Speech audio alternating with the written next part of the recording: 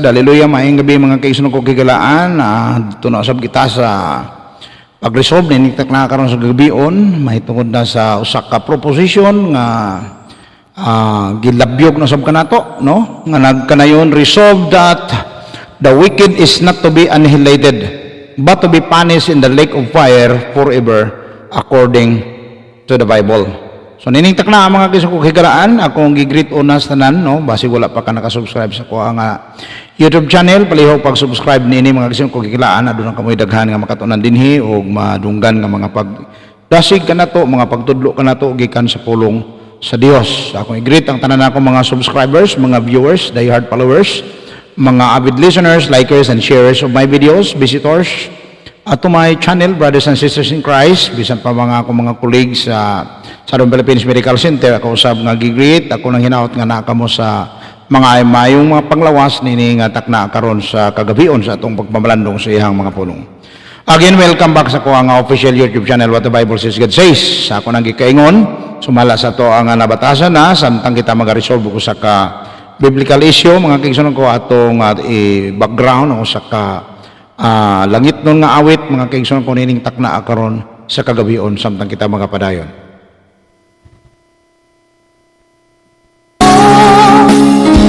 Ang dalang parang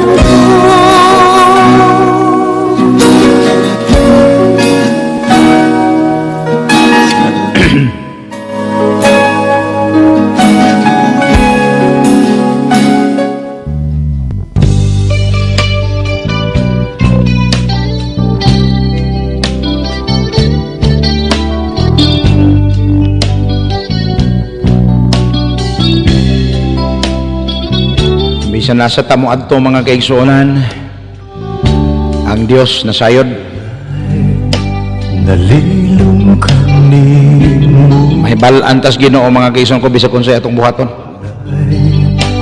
natago kani Excuse me. Isa gihunahuna ko pala, nasayran mo ng daan kay wala pa ako matao. Isusi mo na ang kinabuhi ko, walay gayon nga mibulag ka na ko, di mong mga mata.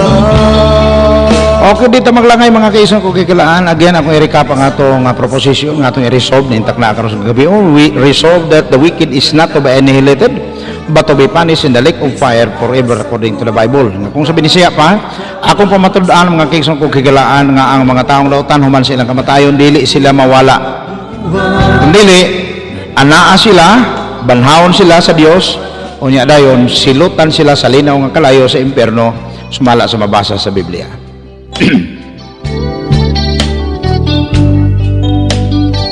Resolve that the wicked is not to be annihilated. Kining word nga annihilation mga kaigsuonon ko means the state or fact of being completely obliterated. Kalimtan na, wala na, stop na ang iyang paglungtad daw sa waay na mga kaigsuonon ko. Ano na yung mga doktrina nga nagatudlo nga ang taong daotan inikamatay diha ra siya kutob. Wala na part diha niya nga mulungtad pa. Dili na siya banhawon. Unya dili na siya usab hukman sa silot kay ang Dios gugma. Atong tanawon mga kaigsoon ko ninintak na karon sa kagabion kung tinuod ba kini nga mga doktrina kang ang taong daotan mamatay kung diha ra siya kutob o ma-annihilate na siya, malipol na siya mga kaigsoon ko, sama sa bubble ba, ma-evaporate na lang siya, sama sa aso, no? Nga mahanaw ra, sama sa mga hayop nga mga matay, ang tao mga kaigsoon ko, sumala sa maong doktrina, sama ra, diha ra kutob. Adunay duha ka mga verses mga kaigsoon that seemingly support this claim. Seemingly lang, mura og nag-support. Pero kung atong to anong maayo mga kaigsuonon ko, wala ni nag-support na verse sa complete annihilation doctrine. Psalms 37 verse 20, apan ang mga dautan, mga wala og ang mga kaaway ni Jehova maingon sa tambok sa nating karnero, pagahot doon sila og mga hanaw sila sama sa aso. Sa kinis mga bersikulo nga ilahang gibarugan mga kaigsuonon ko nga ang taong dautan ini kamatay sama sa aso, wa na dayon. Quits na tanan nga mga tulubagon, quits na tanan nga mga sala. Dati nga yahaya ni nga doktrina mga kaigsunan ko. Wala kay responsibilidad pa nga ato bangonon pa nimo nga husay. Kay matod pa ang Dios dili mo silot kay ang Dios gugma. Tinuod mo na mga igsoon ko, Dios gugma usa na siyang kinaya. O silang bahin ako nagikaingon ang Dios sa justisya. Muhatag siya reward sa mga righteous, muhatag usab siya og punishment sa mga wicked.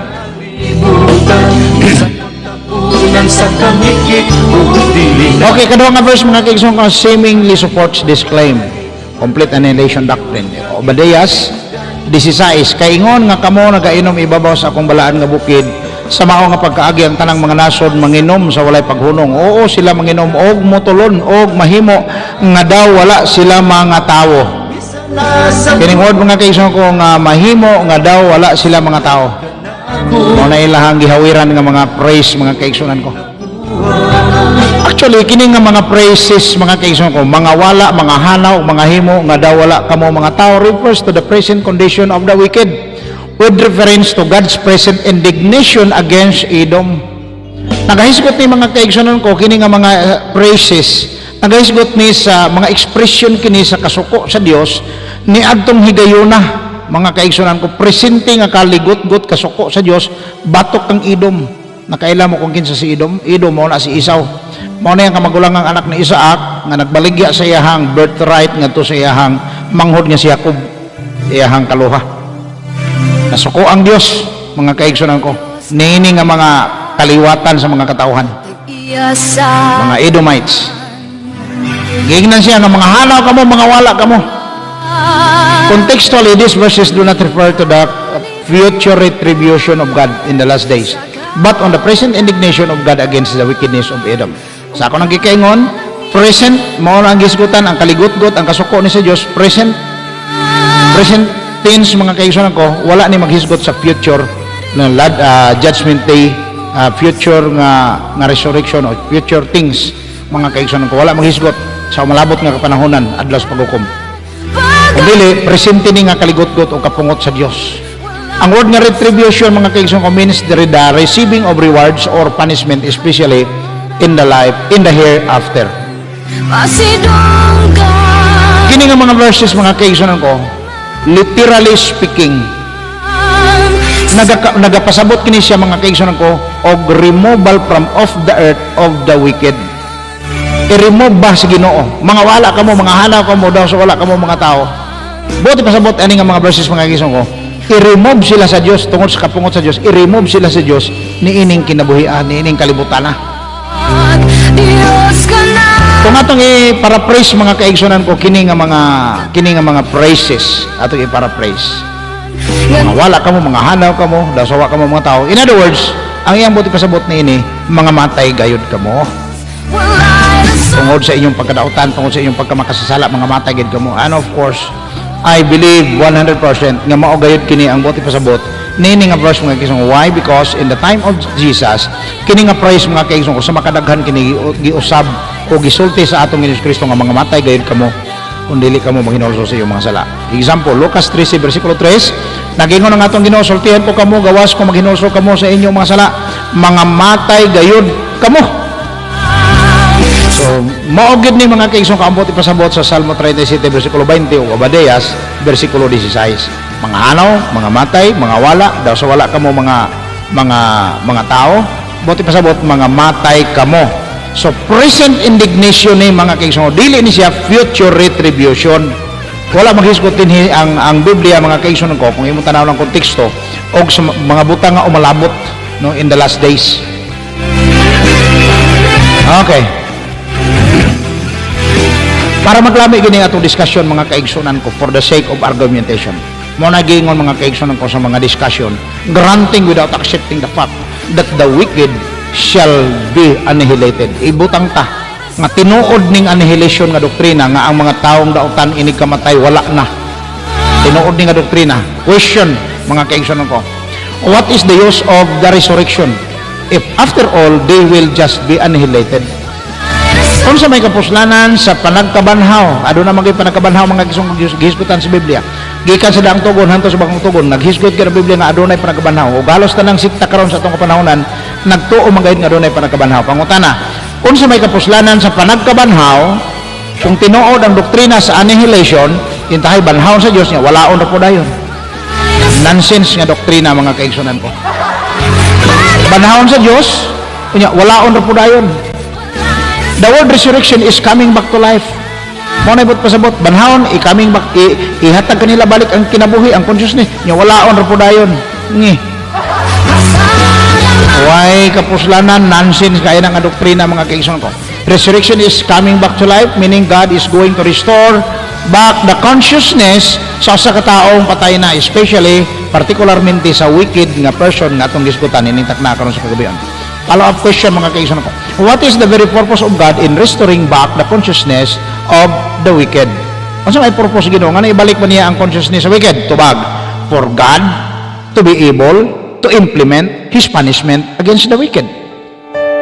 Para nga ma-implement sa Ginoo ang iyang punishment. Dili man siya makapanis kung unconscious. Di ba? I-restore back niya ang life, ang consciousness, for Him to implement His divine punishment, His divine indignation, iyang wrath, iyang anger, mga kaigsunan ko. Kung wala ka na. Punishment can only take place where there is consciousness on the part of the one who is suffering. Remember this one. Ang punishment, ma-punishment lang na siya mga kaigsunan ko kung ang isa ka tao nga gipanisan adunay consciousness. Pero patay o walay kinabuhi, dili na pwede mapanisan nimo, dili punishment ang tawag anak mga kaigsunan ko. There's no such word as unconscious punishment in the Bible. Dili ka pwedeng makapanis bisan pa sa atong praktikal nga kinabuhi sa atong kapanahon ng karon, dili ka pwedeng makapanis sa usa ka walay feelings, walay pagbati, walay kinabuhi, patay. Ikaw ang akong katagbaw. Okay. Second question mga kaigsunan ko, how to apply the doctrine of divine retribution if the doctrine of annihilation is true? Kung saan man pag-aplikar ni ining pagtulunaan ni ining teaching sa Biblia mga kaigsunan ko, nga ang Dios gayon mo recompense o muhatag mga kaigsunan, gitawag ni siya sa theological terms nga retribution. Ang Ginoo mo baos kung saan man niya mga kaigsunan ko pagbuhat o pagbaos kung ang maong doktrina tinuod. Dili ma-apply ang divine retribution kung tinuod kini nga doktrina. Mura ni siya membro sa kapunungan ba nga dugay rang natanggal? No? Do you think mutik effect pa ang mga palisiya sa maong kapunungan ngadto ni anang membro nga dugay rang natanggal?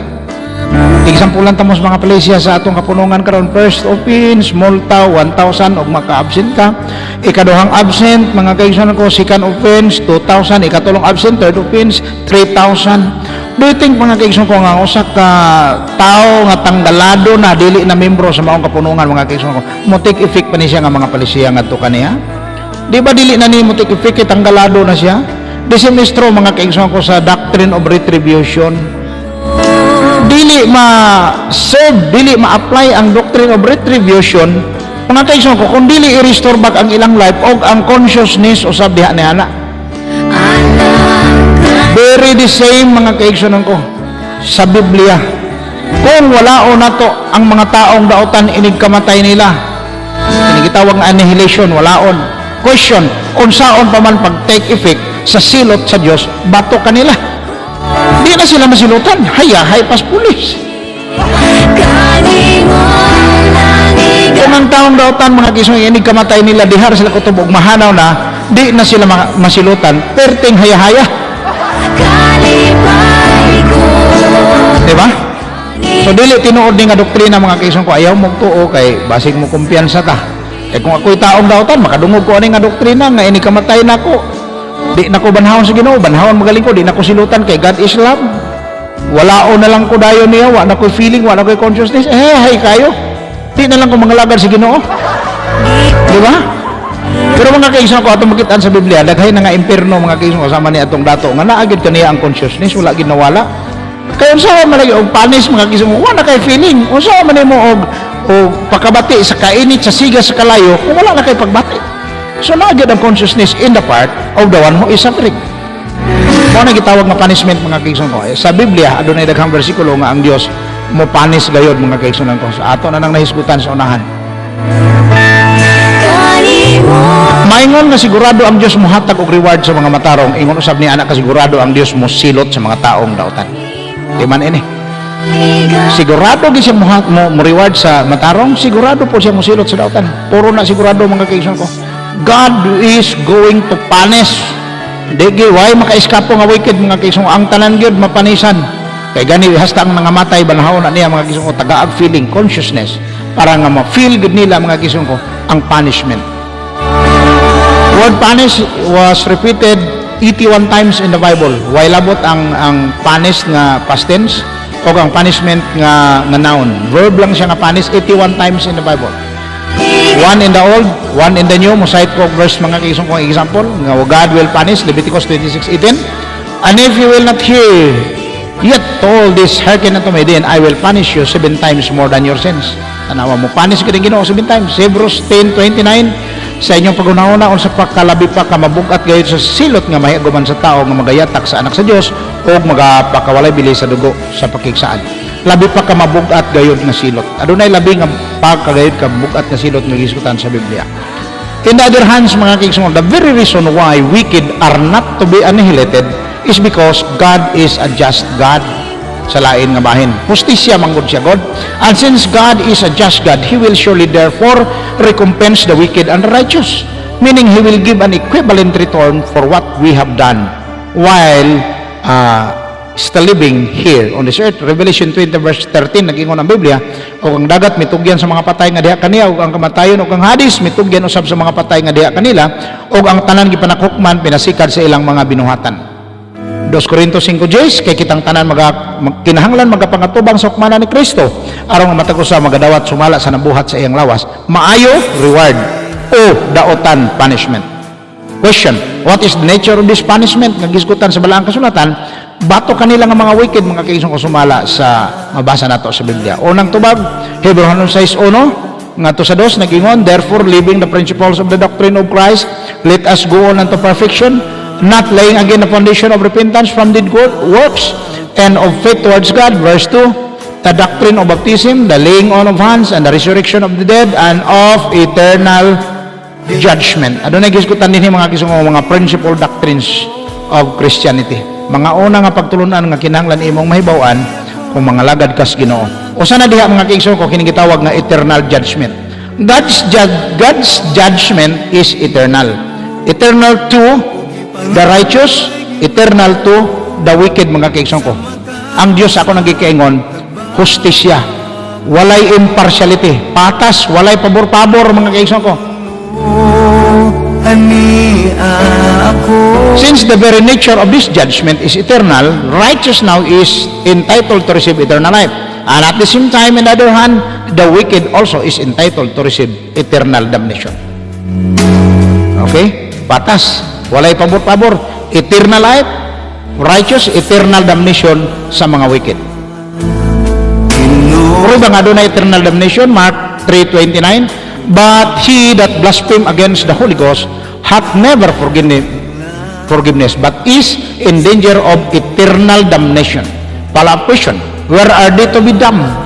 Asam ni sila mga kaigsoon ko, kundinaha sa atong Ginoo. Asam ni sila sentensyahe. Pinadayag 21 bersikulo 8 nag-ingon ang pulong sa Dios. Ako basahon mga kaigsoon ko para nga klaro og tataw. Itamasayop 21 bersikulo 8, apan alang sa mga talawan, alang sa mga dili matinuohon, alang sa mga balaway, alang sa mga mamumuno, alang sa mga makilawason, ug alang sa mga lumayan, alang sa mga magsisimba og Dios-Dios, bantay mo mga magsisimba Dios-Dios, mga dibulto, mga larawan, ug alang sa tanang mga bakako ng ilang bahin maong paghiadto sa linaw nga kalayo nga nagasilaob sa kalayo ug asupre nga maong ikaduhang kamatayon. Unsaon nila pag-adto didto mga kaigsoon ko sa nagasilaob nga kalayo ug asupre? Unsaon nila pag-adto didto? Muadto ka kung ikaw paadtoon, dili siguro ka muadto. Ang buhaton sa Dios, bersikulo 15 kapitulo 20 sa pinadayag, nagingon og kung ang ngalan ni bisan kinsa dili makaplagan nga nahisulat sa basahon sa kinabuhi, siya igatambog ngadto sa linaw nga kalayo. Di magika muadto ikaw paadtoon sa impierno. Nagingon ang balang kasulatan, itambog ang taong dautan ngadto sa linaw nga kalayo. Alsahon ka sa mga anghel og ilabay ka dito sa linaw nga kalayo sa impierno. more description mga kaigsoon ko sa Biblia kung unsay hulagway niining impierno nga mao'y tambugan sa mga taong dautan sumala sa mabasa nato sa Biblia. Marcos 9 versikulo 43 ngadto sa 48 ako basahon mga kaigsunan ko ang pulong sa Dios. Marcos 9 43 ngadto sa 48. Nagingon ang pulong sa Dios. O kung ang imong usa ka kamot mao ang makaangin kanimo sa imong pagpakasala, putlag kini kay maayo pa kanimo ang pagsulod sa kinabuhi nga bisan pungkol ka kaysa duhay imong kamot apan ibanlod ka ngadto sa linaw nga kalayo nga dili arang mapalong. 44 diin ang mga ulod dili mamatay ug ang kalayo dili pagapalongon. O ang imong usa ka tiil mao makaangin kanimo sa pagpakasala, putlag kini kay maayo pa kanimo ang pagsulod sa kinabuhi bisan bakol ka kaysa duha ka mga tiil apan igabanlod ka ngadto sa impyerno. Diin adunay mga ulod nga dili mamatay ug ang kalayo dili gayud mapalong. O kung ang imong mata maoy makaingon kanimo sa imong pagpakasala, lugita kini kay maayo pa kanimo nga makasulod sa kingharian sa Dios bisag usa ka na lang ang imong mata kaysa may duha ikaw ka mga mata apan igabanlod ka ngadto sa impyerno. Din adunay mga ulod nga dili mamatay didto. Mga kaigsoon ko kahigalaan gibalik-balik sa makatulog gayud ang impyerno nya adunay kalayo nga dili mapalong dito o nya adunay mga ulod usab mga kaigsoon ko nga dili mamatay dito sa impyerno. Dili mamatay ang mga ulod dito, mukutkot na siya sa lawas sa tao mga kaigsoon ko kahigalaan. Unsa pay dugang hulagway sa impyerno? Mateo 13 versikulo 50 unsay buhaton or activities sa mga tao unya dito sa impyerno mga kaigsoon ko. 13:50 sa Mateo, og sila igatambog ngadto sa linaw nga kalayo og sila managpangkagot sa ilang mga ngipon sa adlaw og sa gabi. Itambog ang mga tao dito nga dautan. Dili sila malipol, dili sila mamala. Itambog sila ngadto sa linaw nga kalayo mga kaigsoon ko. O nya mato sa balaang kasulatan didto managkagot sila sa ilang ngipon sa adlaw sa gabi tungod sa kainit sa siga sa mao nga kalayo. So mga kaigsoon ko kikilaan, kumusta ang imong kinabuhi karon? Kung ikaw wala pa nakapangalagad sa Ginoo, pangalagari ang Ginoo samtang may panahon pa. Maabot mga kaigsoon ko ang kahigayunan nga mga tubang tangtanan sa hukmanan ni Kristo. Ug kung wala ka nakadawat kang Kristo as your Lord and Savior, hayan nga itambog ka ngadto sa linaw nga kalayo. Usa ka mga kaigsoon ko sa matambog ngadto sa linaw nga kalayo. Siguro maingon kang wala man ko'y dautan nga binuhatan, buutan man ko, masimbahon man ko, mao na maayo ko sa matinabangon ko sa isig ka tao. Mga kaigsoon sa tiyan ka kanang imong pagkabuutan at tubangan sa Ginoo, wa nay kapuslanan, wrong na, zero balance na. Kung wala si Kristo sa kinabuhi nimo, kanang imong pagkabuutan dugangin na dawata si Christ as your personal Lord and Savior. Kaya ang Biblia nagingon si Kristo lamang ra ang makaluwas kanato. Ang atong good works dili makaluwas, ang relihiyon dili makaluwas, simbahan dili makaluwas, pastor tao kita sa kalingon dili ta makaluwas. Ang makaluwas nato si Jesus lang yun. Kung nag good works ka na karon, unya wala si Kristo sa imong kinabuhi, inig kamatay nimo, impierno ka matupas Biblia. Pero kung naa kay good works plus imo nang nadawat si Kristo ingon nga imong Lord and Savior, mga kaigsoon ko, muadto kay ikaw sa langit nga giandam sa Ginoo alang sa iyang katawan. Dinira ko kuto mga kaigsoon ko, babayo pa kayo ayo, bilaygo ng Dios na resolve na to karon ng issue nga ang wicked will not be annihilated but to be punished in the lake of fire according to the Bible. God bless us all. O pag ayo-ayo mong tanan mga kaigsoon ko kikilaan.